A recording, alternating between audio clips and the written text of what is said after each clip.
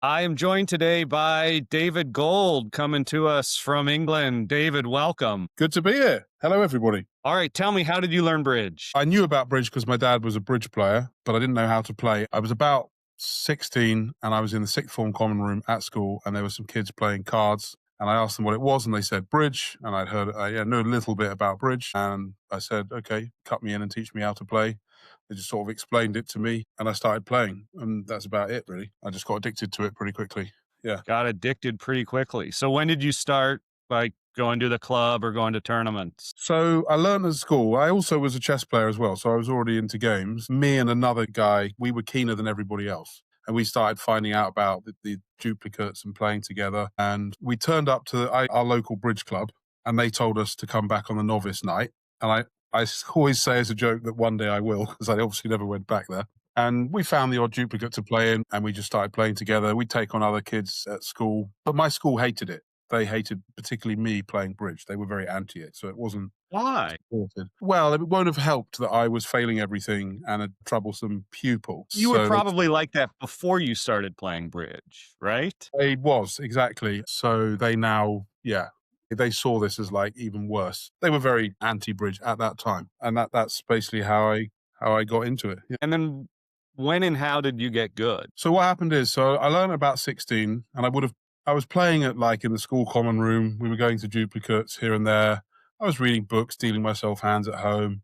My dad started taking me to London to play rubber bridge for like small stakes, and he'd like back me and maybe let me keep some of my winnings. So I was getting quite decent. I was certainly like by far the best player in the school, but I doubt I was any good. And then I went off to university, and at university, I didn't play really any bridge for the 1 year that they allowed me to stay, but I didn't attend any lectures or do any work. I mean, I'm not a good student. And after I got kicked out of university, I had nothing to do. I was really depressed. And my dad sort of, got me out of bed and said, come to London and play bridge. And I was really like, I wanted to do that. I was addicted to like getting some cards. I wanted to do that. So we started going to London to play rubber bridge, and he was backing me. And I just was completely immersed in bridge. We would sleep in the car. I just played all the time, read books all the time. And that became my world, basically. I started off with little jobs in the bridge club, cooking dinner for people and stuff like that.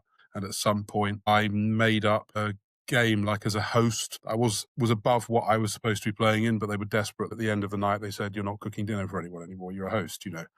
And that's how I got into the bridge world. And it was frankly all very, very fast from there. I just played so much bridge. I met Tom Townsend. My dad had taught him years earlier when my dad was a teacher, and Tom was like a world junior champion. And my dad said, "Oh, one of my ex-pupils is a world junior champion. I'll get him to come and see if you're any good." And I started playing with Tom in the year 2000. So that would have been probably a year after I got kicked out of university. I started playing with Tom, and it was all quite fast. I played for the England Open team for the first time in a European in 2004.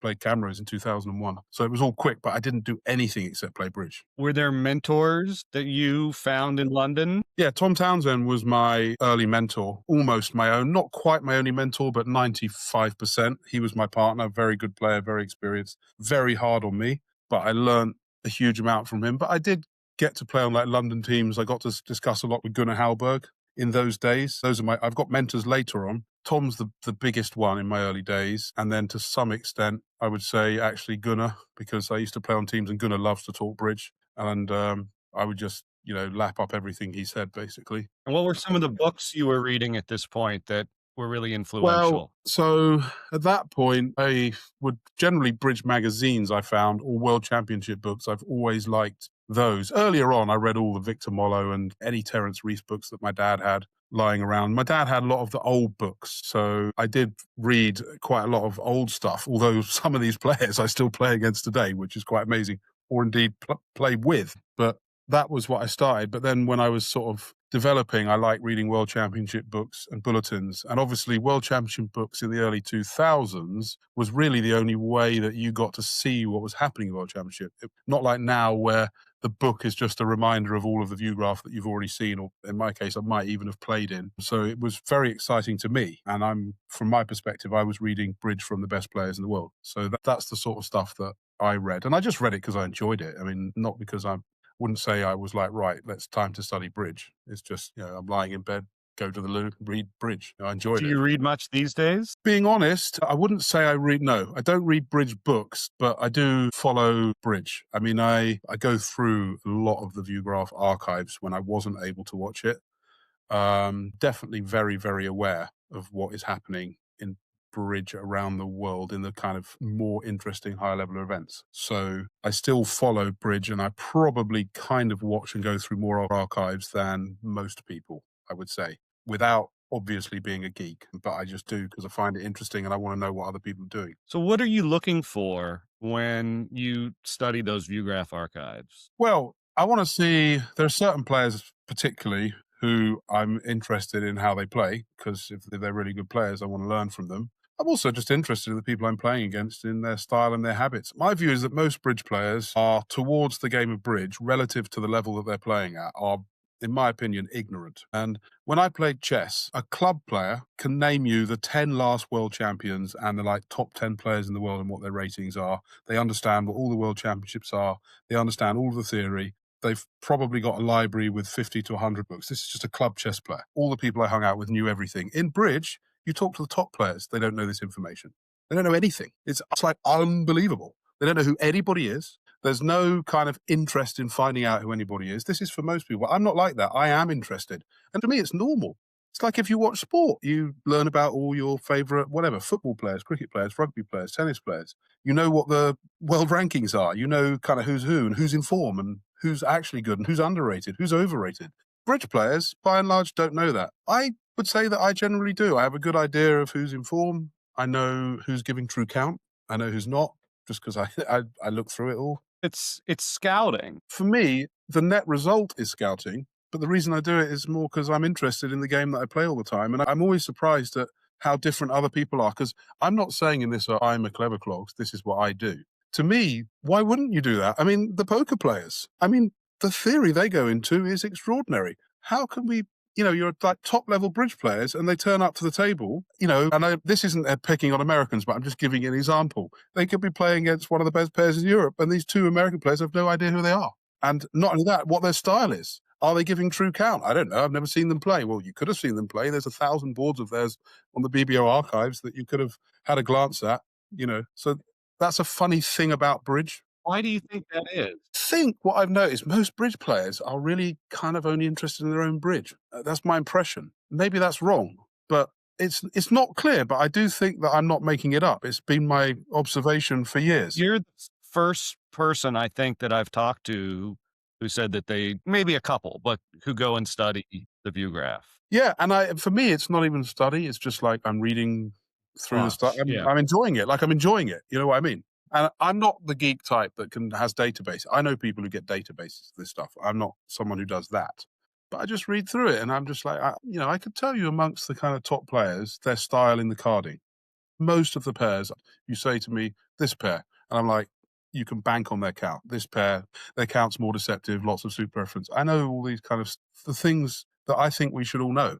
Should know it in more detail than I know it, really, because even what I'm saying, I don't consider like some unbelievable professional thing. But I just find in bridge, there's just so much thing of, yeah, well, I'm a good player, turn up to the tournament and we know our system and we'll play. But you wouldn't see that in any other world. Chess play, the top chess players, have you any idea the amount of study that they put into the game? And the top poker players, we know this. The really top guys, they're running computer simulations. They're forming syndicates where they go and live in houses together and study the game 24 hours a day. Yeah, it's shocking to me, really, that it feels like low-hanging fruit that, like, bridge pros as a whole, I don't like using the word lazy, but they don't put in the same kind of work that professionals in other sports do. They are lazy, and I'm lazy as well, completely. So I feel like I can say that. I'm definitely not claiming I'm something that other people are not. I'm lazy. It's been made a little bit too easy for us. No one really kicks us up the backside, and everybody else is lazy, so you don't get pushed along. But if a wave of people started coming along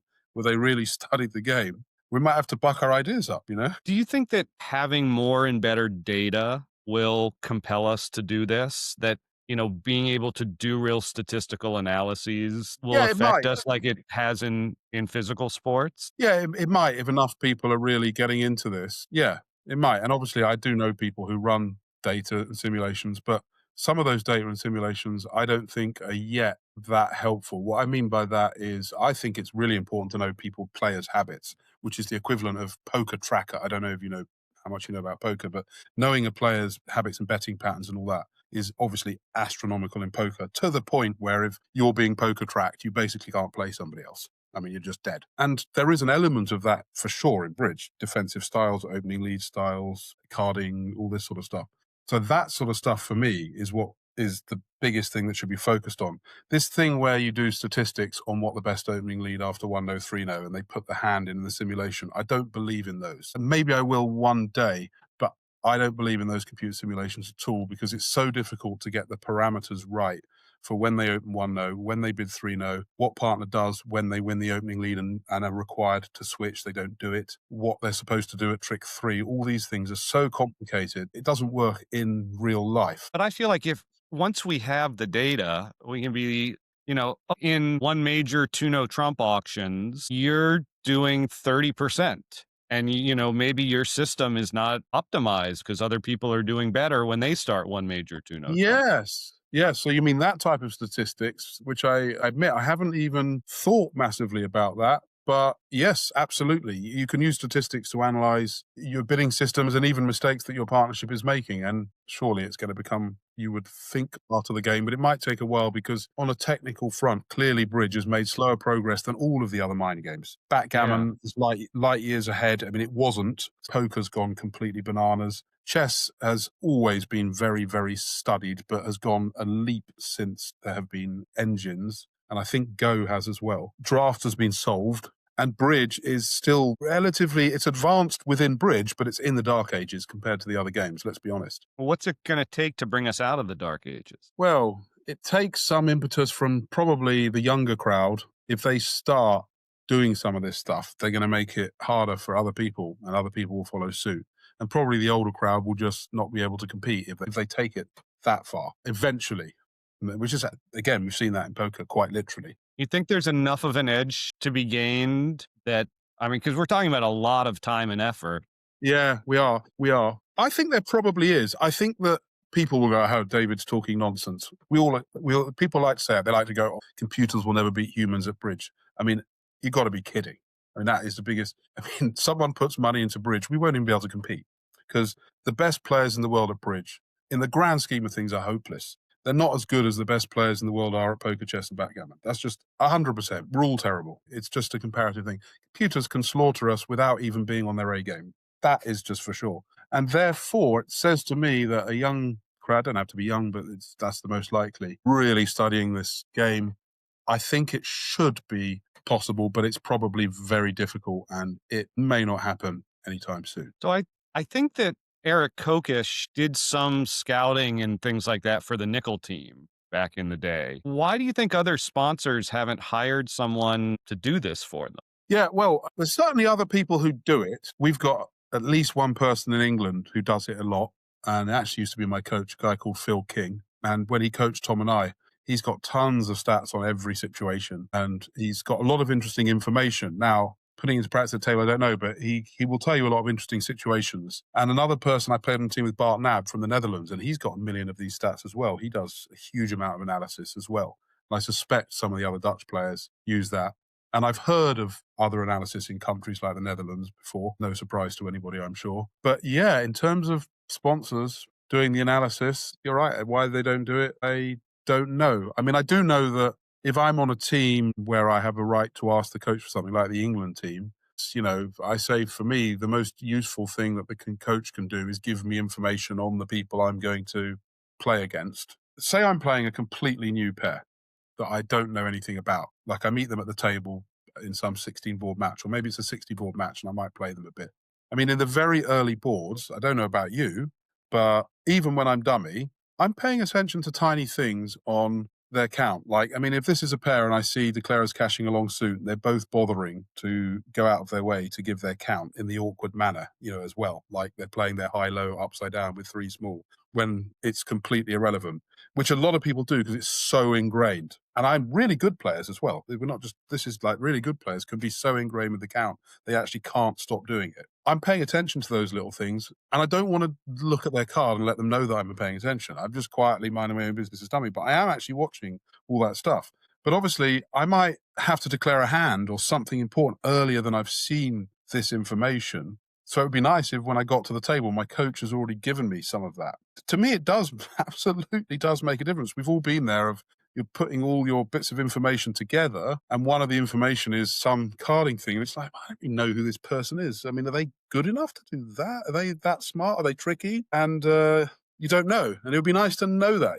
Yeah, I mean, if I were spending that much money like these sponsors do, I would certainly hire someone to do some scouting for me, right? Like, I would just as the player wanna know, does David Gold like to lead away from honors or not? Yeah, absolutely, absolutely, and it's a big thing. I mean, there are some people you can just basically say it's not possible that they've underled a king unless they've literally been dealt 4 impossible suits to lead from, and there are other people who are quite blasé about it, and it can, as you say, it can matter what your decision is at trick 1.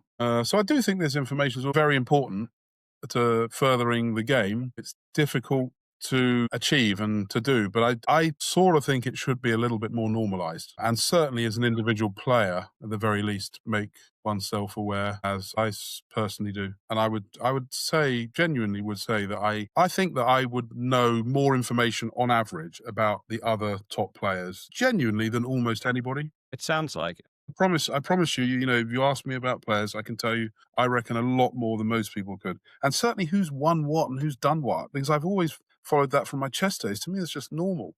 I mean, you get people who just, they've no idea what anybody's done, won. It's just weird to me. How do you think the, like, day-to-day, week-to-week work that bridge players do compares to, like, chess masters? To chess Like, in masters, terms of well, hours put in yeah. working on your game. Well, firstly, you have to do a fair comparison. I mean, if you take the elite chess players and you compare that to the elite bridge players, I mean, it's a joke. I mean, to be a top 10, top 20 kind of chess player, you need to work. It's so hard. It's so hard to maintain that. I mean, they have days off and stuff, but they have to study. They have to study with computers. If you're preparing for a big match or tournament, they have like a second and maybe even a third, which is what they call the people that help them prepare. So they have researchers. Before computers, they had whole teams of people researching. Now there's computers. You've got to do so much work, it's unimaginable. And chess itself is so tiring that when they play big tournaments or matches, I mean, they have days off to rest because it can actually be physically necessary, particularly if you're playing classical time control. So those people at the top in chess have to work a hell of a lot harder. Sorry, or do work a hell of a lot harder. Maybe it shouldn't be a case of have to. But the next sort of level of the people who are kind of in the grandmaster zone, who are borderline, I'm sure still work harder than bridge players, but maybe not as hard as that. But I'm not sure. But I know that the people at the top, it's totally constant. You can't compete if you fall away. You just cannot compete with the other people. And obviously, they have some differences. They can check so much stuff on engines that we can't do, and on their own. And they don't need to be some genius that has to write their own software to do that, which is a big thing. It's just there. You can, Yeah. whereas we can't do that in bridge, because we're not all people that can write databases and rollouts. But do you think if a few top guys started doing it, everyone would have to in bridge? Like, we'd have a little arms race? If those top guys were already top guys, then Mhm. yes. Yeah. Yeah. But it wouldn't be enough to take someone who just doesn't have it. But if you've got the ability and you're there, and then you start doing this, and I mean the truth is, I think to some extent we do see some examples of it already. I would say that we've seen examples of it from the Zimmerman team. It's not exactly what I'm talking about, but when you take, Kalita, let's just look at their big four that it was for a while. I know they were great before that or whatever, but Kalita, Klukowski, Brink, and Driva. So you've got a collection of 4 exceptional players, 2 great pairs. But, they're a bit more than that. I mean, they do a lot of work with Christoph Martins. They do a lot of work with each other. They do a massive amounts of system work. They've clearly studied stuff that it's just obvious for me from playing them. I mean, you're seeing Kalita and Klukowski, and they're currently playing every deal in 3 no trumps and making a fortune out of it as well. They're opening 1 no trump with 5-4 in the majors and raising to 3 with a 5-card major and making it I don't think that's random. I'm not saying that they've necessarily done a million rollouts, but I mean, and by the fact that they play so much more in partnership more than anybody else is also an example. Hardly anybody plays anywhere close in one partnership, especially their professional partnership as they do. And these are examples of taking four people who are already right at the top, and then it's bridged that gap to the point where their team in a lot of the big tournaments can be very difficult to beat, even with a sponsor, admittedly a very good sponsor. And that's an example of that happening, I would say. And I think the Netherlands is another good example of a country that is ahead of almost everybody. Don't think has more talent than other countries, particularly. And I would say has less talent than some countries, but just churns out, like to a penny, good and successful pairs. And the individuals then are not better than other top players from other countries, but they produce partnerships who have good system, know their methods, have seen some of these stats and rollouts. I mean, they've done all this stuff where they've worked out to open four hearts on any excuse and all this stuff. Lots of people talk about that. They've done a load of work on that. So I think we already see it to some extent. I really do. Do you think Zimmerman is the impetus for that? Do you think he's pushing his guys in that direction? Well, past tense, but yes. But yes. Yeah, I think well, he is, and he's an example of why you said, why don't sponsors do this? He did it. He moved to a country, he put together a great team, now a clean team, and he got a really good coach in, more or less the best in the world, maybe the best in Europe, a brilliant coach, like phenomenal. And they worked and they worked. And I know that because I would speak to like Shoa regularly, and they'd be at sessions or they'd be away for a weekend somewhere with hands prepared, and he's telling me, this guy Kluk, oh my God, have you seen the stuff that he does? You've got to listen, just sit quietly and hear this guy talk about bridge. It's unbelievable. That's the other thing, they learn from each other.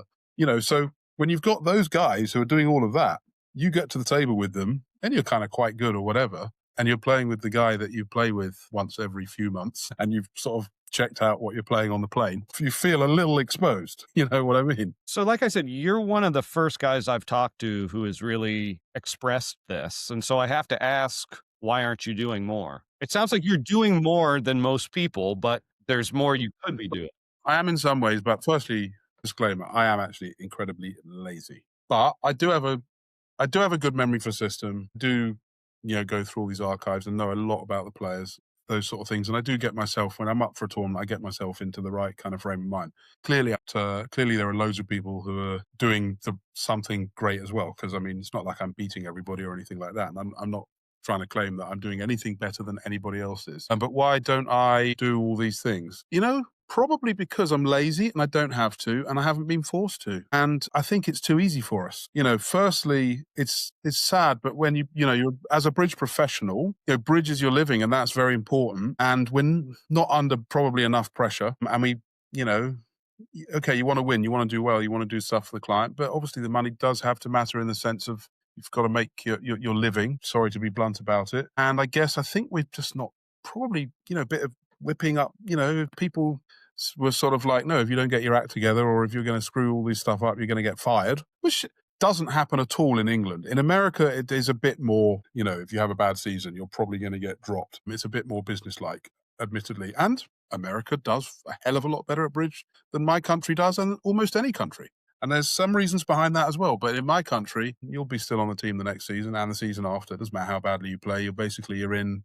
The client's very, very, very loyal, and there's people like each other. They just play with each other forever, whatever's happening. I think that's the reason why it's kind of a little bit too easy to be lazy. But if you've got the Zimmerman team like setting the standard and they're showing that this extra work is paying off, why isn't that translating into you working harder? Well, I don't have a Zimmerman, you see. So to me, you actually ask a really good question. And I asked this to myself. If I had, unlimited amounts of money, and there are lots of people in the bridge world who do, lots of sponsors who do, I can tell you now, I'd do exactly what he's done. Okay, I admit I'd pick Scotland or Wales or something because that's really easy. I was born in Scotland, I go there. Or maybe some island near my own country. I'd move out there. I would hire a great team and I'd get a great coach and I'd do what he's done. And not expecting every sponsor to do that, but I was expecting more than one, I mean, 2 or 3 might do that.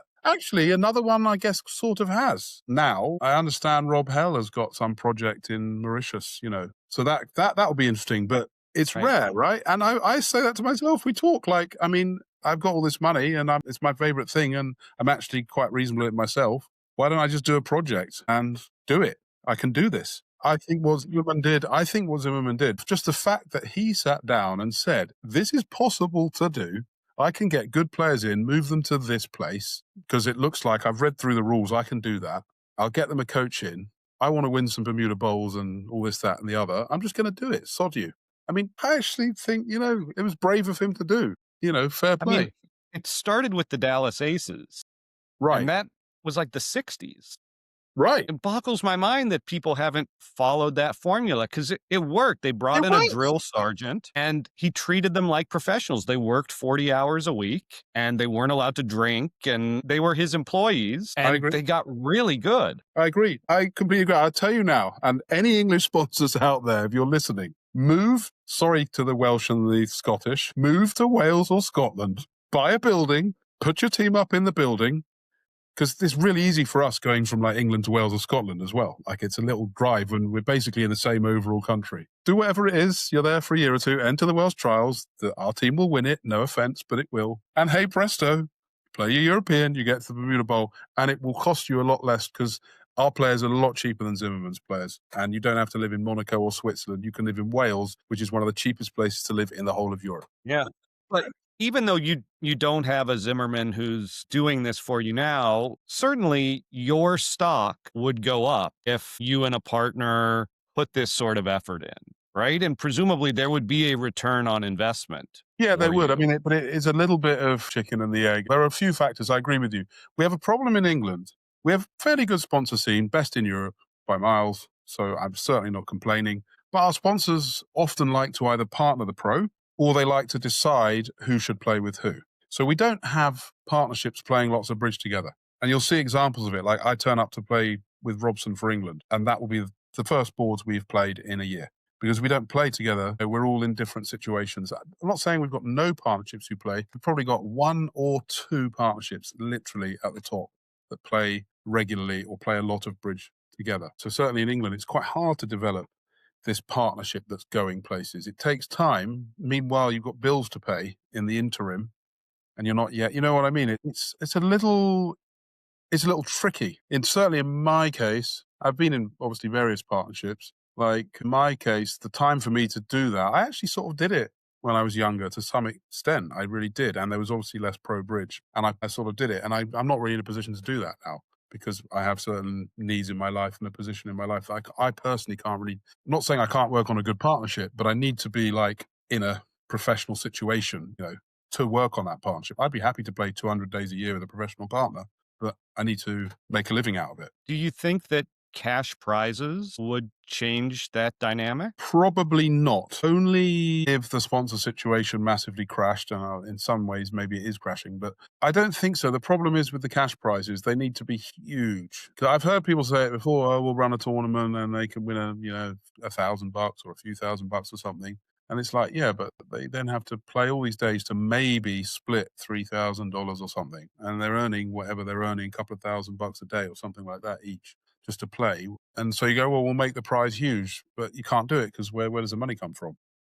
Yeah, but if we could get the money, right? Mm, If winning the Spin Gold was $100,000 for the mm, team, mm. right? I mean, Yeah, that would change the incentives. And it's like, maybe we don't need a sponsor, maybe we'll just go and vie for this money. Or, all right, even with a sponsor, like we're really going to work for this because the prize for working, right? Like yeah, yeah. upside is so much higher. I think you're right. I think the prize money is big enough, then it can work. But the prize money does need to be very substantial, I would say. When it's in the kind of prizes that we occasionally see in bridge, where it's kind of, oh, it would be nice, very, very nice to win that, but it's not enough for most people to actually enter the tournament on. It doesn't work. You do get the odd team who will do it even then. Most people won't. But yeah, if the prize money was really, really big and really, really attractive, then yeah, I do think it would work. You ever play in the Cavendish back when it was going? Yeah, I did. I've only played in 3 or 4 of them. The first one I played, I think was probably the last year where the pairs were going for a sort of a substantial amount. I can remember like the top pairs going for, I feel like it was 60,000 euros, which I know it's been much more than that even in the past. But that was a proper number, and there was a proper like, oh, that's some prize pool. But I think literally when I came back to the next year, it was like a pin drop, and the pairs went for a fraction, and the event fizzled out a year or two later. The reason that I've heard for not having cash prizes is that it would encourage cheating. Do you Mm. buy that? Hmm.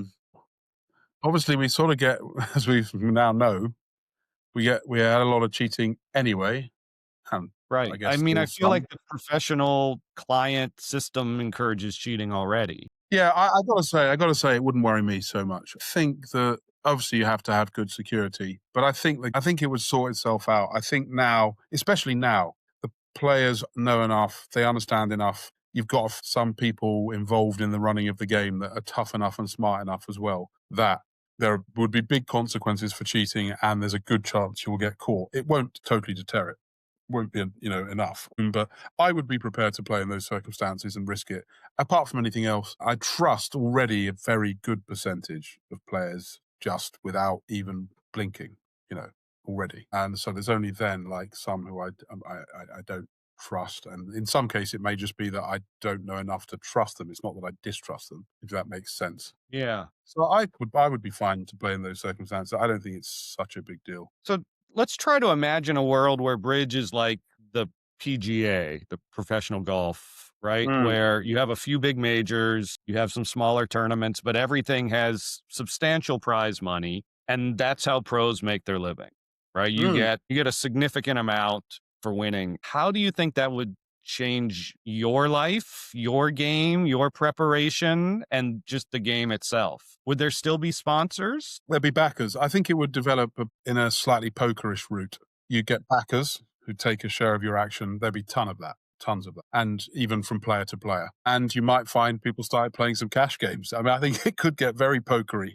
And I think what you've done is you've raised a point of you bloody hell, better get better.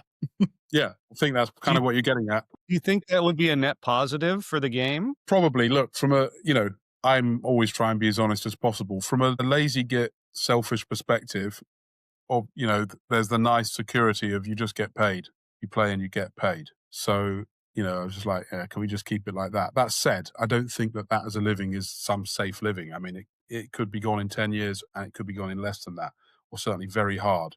Maybe not in America, but it certainly could be elsewhere. So from that lazy perspective, and also like just the stage of life I'm in, I've now got young children, I want the safer. If I was younger though, I think if I was in my 20s, I would probably be quite excited by the prize money cash game thing. And I mean, I'm an old rubber bridge player anyway. That's my background. I maybe didn't make it so clear, but I played tons and tons of rubber bridge, and that's how I barely, but that's how I made my tiny living. I mean, I could barely live, but that was the only income I had. So I think when I was younger, I would embrace it. I found it very exciting actually, but I wasn't bothered so much about the risk or like I'm having to eat really cheap, nasty stuff and sleep on the floor this month. That didn't bother me then, but it would bother me now. I think it might make the game more appealing and sexier as well if there's real stakes. It would. I mean, it would. And I know I keep saying poker, but that's exactly kind of when poker took Exactly. off on TV. It was obviously the money, Chris Moneymaker showing people that someone from home winning a seat could win serious money. And even to this day, they turn on these poker tournaments. And even when they're talking in a tournament, they go on about the chips and they've raised to 1 million. I mean, it's just a pile of plastic chips that is arbitrary 1 million. But the viewers at home, can see money and understand money, even if it's not real money. And, there's cash lying around on the table, like definitely that is the way, or one of the ways, the obvious way to make bridge more sexy for sure. And I've seen one or two of these videos in America. Americans are good at doing this type of stuff as well.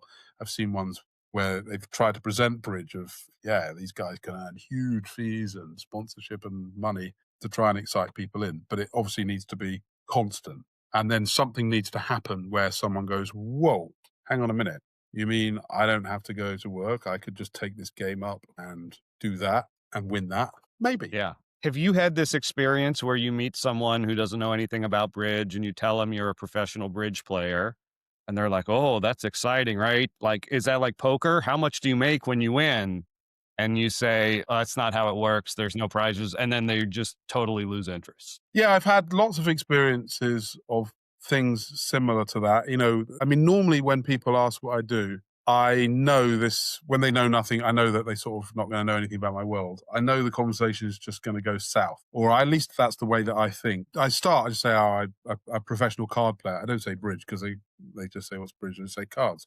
And they'll normally ask, "Oh, cards," and I'm going, "I play something called bridge." I try not to say too much. And if they ask, "Oh, yeah, well, what can you win?" and I say, "Yeah, it's not about that," as you were saying, they normally are confused. And I know at the end of it, even if I've semi-explained what I do, they have no comprehension of how I end up with some money at the end of that. It doesn't make any sense. I don't think it would have made sense to me when I started playing it. It didn't occur. I mean, now these young players, they start playing junior bridge. There's a million pros everywhere getting fees, and they hear about it, and while they're juniors, they're picking up fees playing duplicates.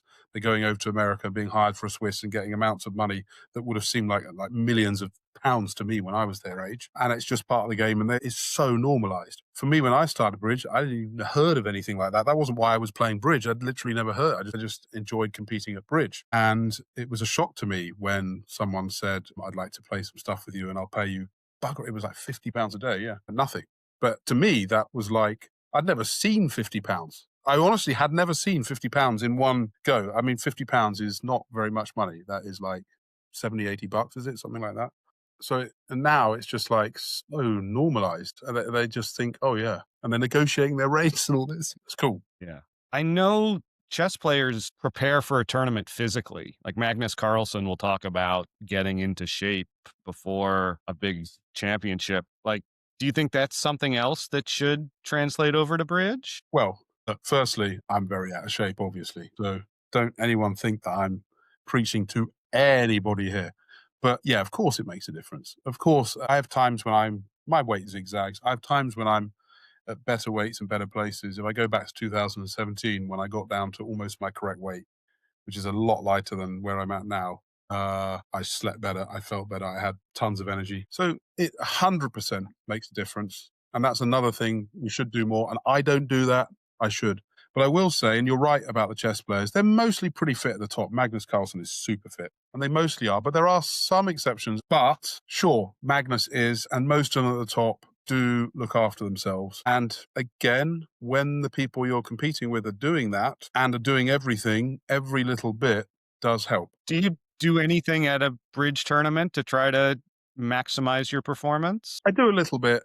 The first thing is, I'm not a big drinker. I used to enjoy drinking a lot when I was younger, but I don't drink that much these days. If I'm playing for my country, I practically won't have a drink, or I might have a beer. In America, I mean, I play on Reese's team, likes to have a bit of wine, but I drink less than everybody else, certainly. So that's one small thing.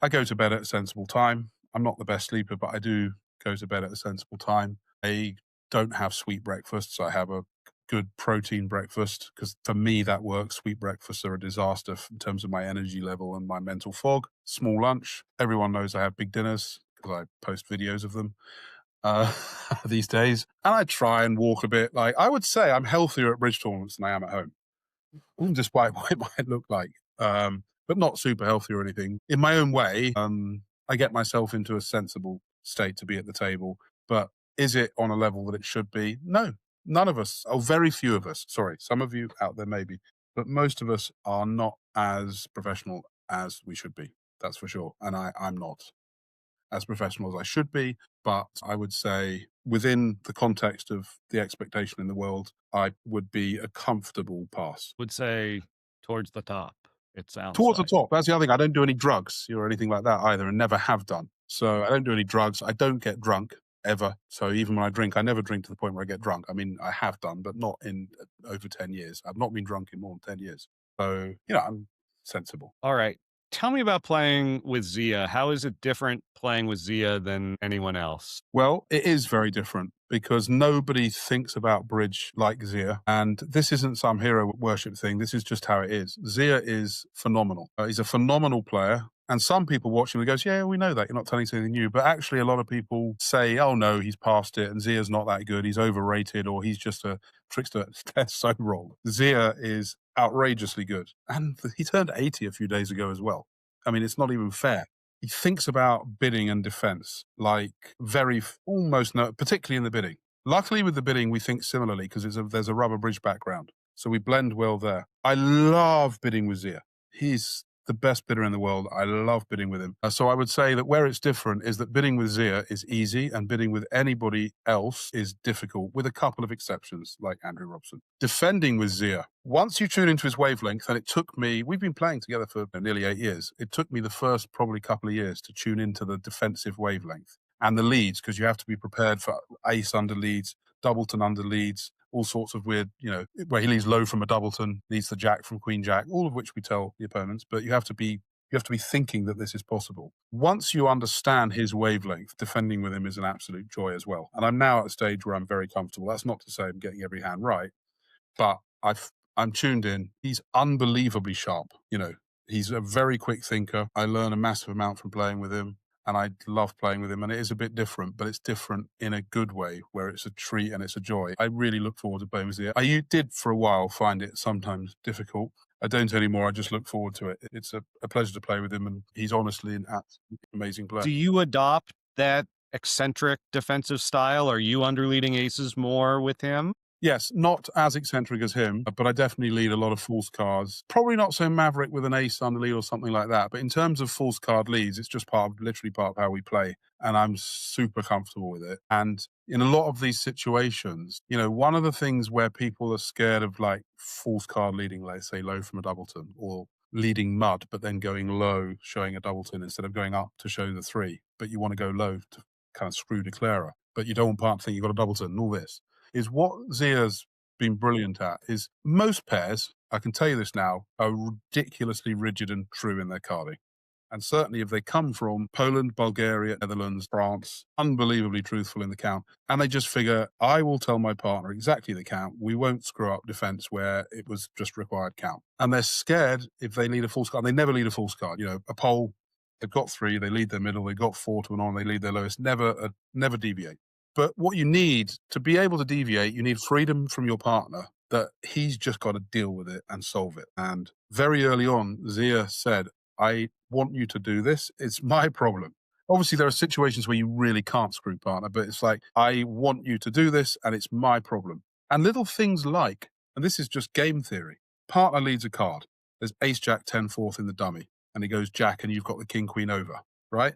Now, obviously, if you win the queen, partner knows you got the king. And if you win the king, partner doesn't realize you got the queen. They might do something stupid later in defense. I've given just a random example. But obviously, from a point of view of game theory, you can't win the queen every time that you have king, queen. If you think about the game theory behind it, you have to be able to play the king some portion of the time. But the freedom you get from Zia is the understanding that that's how we play. And it's up to me to infer, work out, decide that I need you to have the card that it looked like you didn't have, or to decide that you have led low from this doubleton, all these little things. And the truth is, not only does he work it out, he sort of knows it. And I'll give you one just quickly funny story on that note of an example of a hand. They opened like 3 of a minor, and I had king, 5th spade and some hand. I don't remember the rest of my hand. That's the suit that matters. And Zia goes 3 clubs all pass, or 3 diamonds all pass. And he leads like the 2 of spades in 1 nanosecond. He does everything very fast. And dummy's got jack, 10, 9, 5th spade. And Zia's led the 2 of spades. And obviously, most people just play a low spade on my hand. But I sit there and I think, I'm like, 2 of spades, that's a singleton. Declarer's got ace, queen, doubleton, which is a pretty weird for a preempt, but possible. And then I'm thinking about Zia. There's no reason to infer. Zia leads low from ace, doubleton all the time. And he can certainly lead low from queen doubleton, although probably just lead the queen on this auction. So ace doubleton is very in the game. And in fact, it's more likely in the overall situation because ace queen doubleton would declare is weird. So I thought for a while and I put the king up and the queen dropped. And Zia is visibly annoyed. He's just like, he's sort of annoyed. And I know why he's annoyed because I've played him for a long time. He's like, that idiot. Just why is he thinking? And I play something back and Zia slams a card down, lets the contract through and moves on. And at the end of the hand, he's like, look, you're playing with me. Just put the king up. What, like, he's like, what are you even thinking about? This isn't a problem, because he's annoyed. Not like annoyed. He doesn't get annoyed with me or anything like that. This is, you have to think differently with Zia. Zia, I can tell you, this is what he does if I led low. He would play the king and move the trick towards himself, like a man who knows he's winning it. That's the difference. That's what Zia Mm. does. He just knows, and he's confident, and he's a little bit of a hustler, right? So because he wants to, to tell declarer he's got ace king, scoops the trick up. That's the difference. That's Zia. When you play with someone else now, do you miss that style? Are you like, man, I wish I could lead low from this doubleton here, but this partner, I can't. Being honest, I do. Yeah, I do miss that style. I do. And I miss a lot of the things, the bridge that I play with Zia. And sorry to anybody watching who I play with. I love playing with all of you, but Anne Robson is one of my absolute favorite partners as well, obviously, but we don't play that much. But I must say, there's a lot of the stuff that when I play with Zia is liberating and fun and very much towards the style of bridge that I like. I must say, I do like to play that way. And he's definitely helped me play that way and helped free me up in playing that way. And it's so nice to have a partner that you can do it with, and he would consider it his mistake not to cater for your false card, that was actually bloody hard to work out, but he would consider it that he'd screwed. He would say, "Yeah, I screwed up. I mean, obviously you've done this." But very few partners would do that. They would just be like, "Why the hell didn't you give me true count or whatever?" But Zia does that. And that's one of the things that's special about him. He has a reputation for sometimes being a little hard on partners. Have you experienced that? Not really. No, he's a very good partner with me. We've always got on very well, which helps. And I think my temperament works very well with him. But no, he's not hard on me. He's sometimes at the table, these days, not even at the table, I would say. He sometimes might say the odd thing or get a bit animated. At the moment it's finished, it's all great. He sends encouraging messages. He says encouraging things to me. In terms of discussing the boards, I've done something ridiculous. He's blunt about it and open about it. I like that. I don't have any problem with people saying, I don't want to discuss loads at the table, but afterwards you can say anything you like to me. It doesn't bother me in the slightest. And to be fair, you can to him. So for me, it's probably to do with, it's a little bit of your own personality and what you're able to deal with. But basically, if you're happy in yourself, you can appreciate Zia. He's a wonderful person to play with. That's been my experience. I love playing with him. What does your partnership work with him look like? We play his system mostly, and it's a good system, and he knows his system. And, he turned 80 the other day, and I can tell you, I play with loads of people, and there's only one person. I'm good with system as well. I've only played with one person that remembers system roundabout as well as Zia, or anywhere near as well. And that was David Bakshi. No one else I've played with know their system anywhere near as well as Zia knows his. So we don't have these system forgets very often by either of us. So we work on the system, but most of our thing is that close to the tournament, we play basically 3 nationals a year and maybe one other thing, maybe. We do our Q-bids a bit now, but that's new. We do our BBO.